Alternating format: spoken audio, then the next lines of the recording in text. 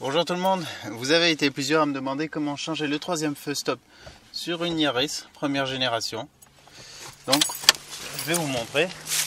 C'est pas très compliqué mais j'avoue que c'est pas très intuitif. Donc il s'agit de celui-là. Enfin, quand j'ai dit remplacer le troisième feu stop, je parle en fait des ampoules du troisième feu stop bien sûr.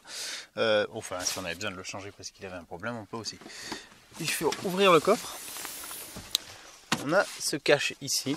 Alors on a de ce côté, derrière, une languette qui rentre dans la carrosserie. Je l'ai déjà démonté tout à l'heure pour voir un peu parce que je ne comprenais pas. De l'autre côté on a une vis. Il faut enlever ce cache qui n'a pas de vis du tout. Donc pour ça il faut le tirer vers nous et un peu vers le bas. Là, vous allez voir comment il est fixé. Voilà. Il était maintenu par ces languettes entre le bord du cache et le premier bout de languette, pas dans cette fente là, sur ces deux attaches. Ensuite on a ici juste une petite languette sur laquelle on appuie et ça nous fait sortir ce côté du feu, mais l'autre côté est encore en place. Ouais, c'est du 10.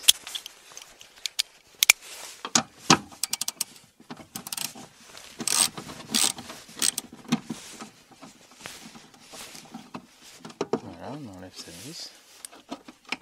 Ah, ça devrait sortir. Il y a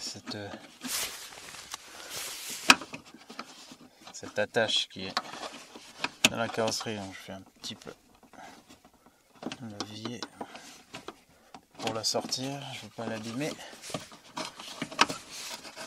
Voilà. Ouais, ça c'est... Quand on visse, les deux bouts s'écartent et tiennent dans la carrosserie. Donc on a accès à l'ampoule. Donc il n'y en a qu'une. Je ne savais pas s'il y en avait plusieurs. Des fois il y en a voilà, plusieurs petites. Là il n'y en a qu'une seule. Je pensais qu'il y en avait plusieurs. Mais en fait il n'y en a qu'une. Parfois selon les modèles de voiture il y a plusieurs LED comme ça. Il y en a une, enfin plusieurs ampoules ou LED. Il y en a une qui grille et ça se voit. On peut les changer individuellement. Là il n'y en a qu'une. Donc pour l'enlever, je pense qu'on fait juste un quart de tour comme ça, moins d'un quart de tour, hop, ça l'enlève. Donc lui s'il était cassé, à ce moment on peut le remplacer. Et là on a l'ampoule qu'il suffit de tirer. Bon, elle est un peu noircie celle-ci, elle devrait pas tarder à claquer je pense, mais elle fonctionne encore. Pour l'instant je vais la remettre. Mais ça vous a permis de voir comment c'est. Alors parfois il se peut que l'ampoule soit bonne mais que vous n'ayez pas de lumière non plus. Il se peut qu'il y ait de l'oxydation là-dedans. Dans ce cas, avec un petit tournevis, gratter un peu les contacts.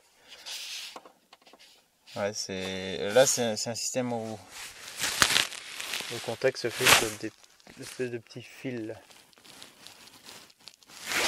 Mais on peut quand même essayer de gratter un peu pour enlever de l'oxydation s'il y en avait. Sinon, du nettoyant contact en spray, on en met un peu dedans et ça devrait faire l'affaire. Donc voilà, très simple. On remet l'ampoule. Il n'y a pas de sens, on peut la mettre dans les deux sens. On replace dans le porte-ampoule, comme ça, on tourne. Voilà, on verrouille comme ça. Il faut qu'il soit dans ce sens-là pour bien rentrer dans cette fente proprement. Donc on refait passer un peu le fil dedans maintenant. On rentre cette agrafe dans son trou. Voilà. Celui-là, s'il est un peu mou et qu'il ne tient pas trop bien, on peut un peu l'écarter un peu la pâte, mais faire attention avec du plastique, ça casse facilement, juste pour lui redonner un peu plus de ressort. Voilà, et là il bouge moins. Plus qu'à remettre la vis. Voilà, elle tourne dans le vide, mais ça suffit. De toute façon c'est du plastique. Si elle accrochait bien, ne serrez pas trop fort, sinon elle va se mettre aussi à tourner dans le vide et vous risquez, si ça accroche bien, de casser la pâte. Il vaut mieux pas trop en faire, mais là, de toute façon, il s'est mis à tourner dans le vide, donc ça suffit. Plus qu'à remettre ce cache. Donc il va être dans ce sens. On l'aligne.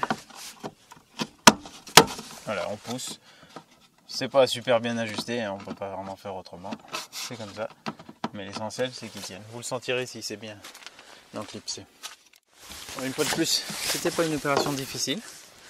Mais j'avoue que si on s'intéresse pas du tout à la mécanique ou au bricolage, on ne sait pas comment s'y prendre. Donc j'espère que ça vous aidera. N'oubliez pas, c'est en faisant qu'on fait. Faites ce contrôle avant de passer au contrôle technique par exemple, hein, demander à quelqu'un de regarder derrière ou d'appuyer sur la pédale de frein, comme ça vous regardez que les trois fonctionnent bien, parce que je me demande s'il n'y a pas une contre-visite simplement pour ça, alors que ça prend 2 minutes à changer. Allez, je vous dis à la prochaine dans une autre vidéo. Bon changement d'ampoule. Au revoir.